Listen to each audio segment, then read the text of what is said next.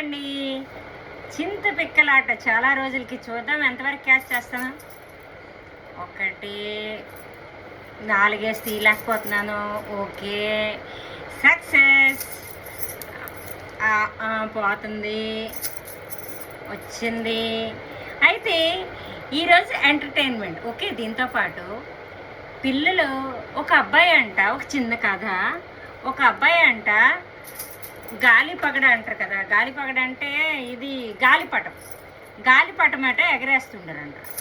ఎగరేస్తుంటే అది మీదకి మీదకి మీదకి అలా పైకి వెళ్తుంటే ఏంటి ఇంత పైకి వెళ్ళిపోతుంది, ఇంకా ఎక్కువ పైకి వెళ్ళిపోతుంది కదా, నేను కట్ చేసిస్తే దారంగాని తెంపేస్తే ఇంకా చాలా పైకి వెళ్తుంది కదా అని దారం తెంపేశాడండి.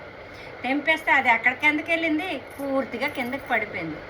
ఇందులో ఉన్న నీతి కథ ఏంటంటే, తల్లిదండ్రులు కానీ పెద్దవాళ్ళు కానీ మనకి ఏం చేస్తారంటే నిర్బంధనలు పెడతారు. నాన్న ఈ టైంకి వచ్చేయాలి, ఈ టైం చదువుకోవాలి, ఈ టైంకి లేవాలి అని చెప్తే మనకి ఏటి రెస్ట్రిక్షన్స్, మనకి ఏటి బాధలని మనం అనుకుంటాం. కానీ ఇప్పుడు చూడండి, గాలిపటము ఆ అబ్బాయి చేతిలో ఉన్నంత వరకే పైకి ఎగిరింది. ఎప్పుడైతే ఆడు కట్ చేసాడో ఏమైంది, కిందకి దిగిపోయింది. అలాగే తల్లిదండ్రుల తాలూకా ఒక పెద్దల తాలూకా మాటకి వినకుండా విడిగా కానీ తిరిగితే అదే పరిస్థితి అనమాట. సరేనా? బాగానే ఉంది. చింతపిక్కలు కొంచెం పుంజుడేసి తీయలేకపోతున్నాను. పుంజుడు అంటే 4 అండి. ఇలాగ కొడుతూ ఇలాగ చేతితో పట్టుకుంటూ ఒక్కొక్కటే తీయగలుస్తున్నాను. ఒక 2 పుంజీలు 9 తీసాను అంతే. ఇది ఈరోజు మాట అండి. అంటే ఇందులో ఉన్న నీతి కథ ఏటో తెలిసిందా మీకు?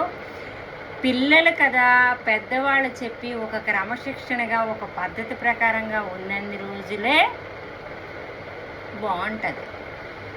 గాలిపటం ఎలాగైతే ఇంకా మీదకి ఎగురుతుందని దారం వాడు కట్ చేసాడు, మనం ఎంతకని అమ్మ నాన్న మాట ఈ పెద్దల మాట వినుకొని ఉంటాము, మనకి ఇష్టమైనట్టు మనం చేసుకుందామని అంటే ఆ గాలిపటం ఎలాగైతే కింద పడిపోయిందో అలాగే మీరు ఎంతో ఎత్తుకి ఎదగవలసిన వాళ్ళు కిందకి పడిపోతారు.